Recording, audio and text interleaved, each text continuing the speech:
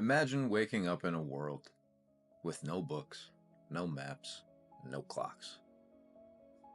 No written laws, no calendars, no permanent records of anything. All you know has been spoken. All that matters has been remembered. And all that's remembered lives in stories. This was the cognitive world of the first civilizations: Sumer, Egypt, the Indus Valley, early China.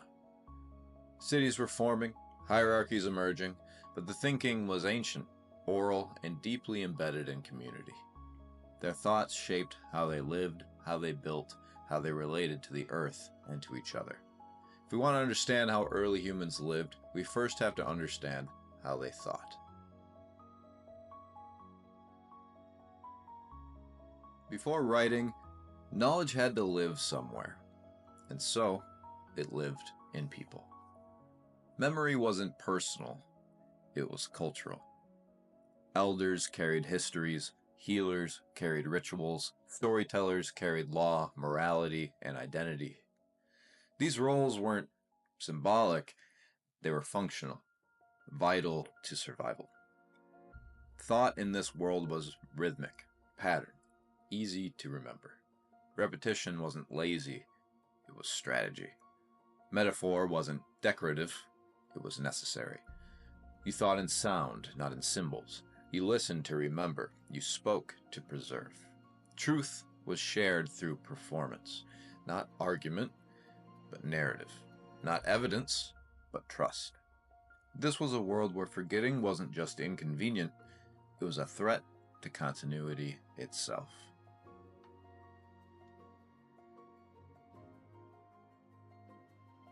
To modern minds, myths are fiction.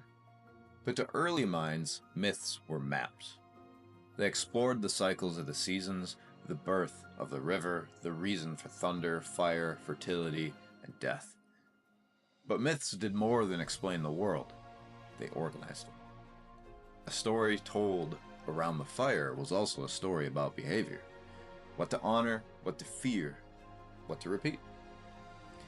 Myths wove personal memory into communal structure, and in doing so, it helped hold large groups together.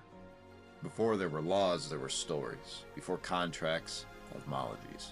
And these shared narratives gave people something stronger than rules. They gave meaning.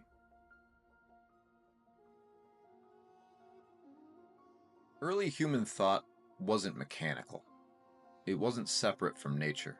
The earth breathed. The wind had a voice. Animals had stories. Trees had memories. Stones had purpose. This wasn't superstition, it was a worldview. Animism, the belief that all things have spirit, was not a religion, it was the foundation of perception.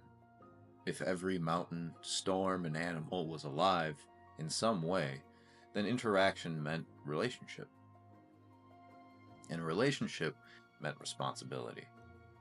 Rituals weren't just symbolic acts, they were transactions. Agreements between the human world and the world beyond it. You didn't just observe nature, you spoke to it, appeased it, and honored it. Early thinking wasn't about control, it was about connection. For early humans, time didn't move forward. It moved in circles. Life was seasonal, agricultural, celestial. Time wasn't counted, it was observed. In the return of birds, the ripening of fruit, and the flooding of the river. This cyclical time shaped how people made decisions, planting, praying, celebrating, and mourning. It also shaped how they understood themselves. If time was a loop, then life wasn't a straight path to somewhere. It was a return, a renewal, a ritual. Birth and death, planting and harvest, even empires themselves, all part of a cycle. You didn't make progress in the modern sense, you stayed in rhythm. And staying in rhythm meant staying aligned with nature, with the gods, and with your community.